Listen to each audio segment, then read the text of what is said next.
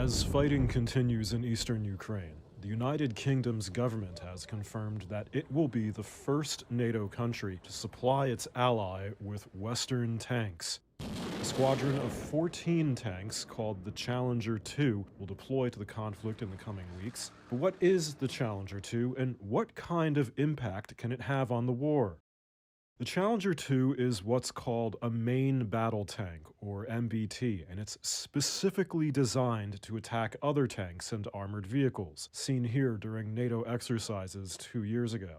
Until now, Ukraine's military has primarily relied on its older Soviet-era tanks. It's also captured and repurposed some of Russia's during the invasion. President Zelensky has long pleaded with allied countries to include their tanks in aid packages, but some Western officials have been cautious over the concern that Russia or even China could get their hands on advanced Western military technology.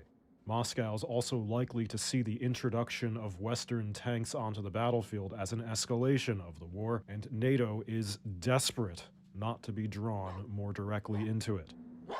The Challenger 2 has been in service with the British Army since 1994 and has been deployed to Bosnia, Iraq, and other crises. The UK's gift could put added pressure on other NATO countries, particularly the US and Germany, to give their own tanks, which have so far resisted.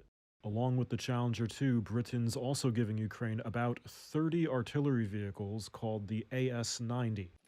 It will take time to train the Ukrainian forces on how to use the British tanks and artillery, and Russia's London embassy is dismissing the development. The embassy says the Challengers are unlikely to turn the tide of the war, will drag it out, and will be targeted by Russia's own forces.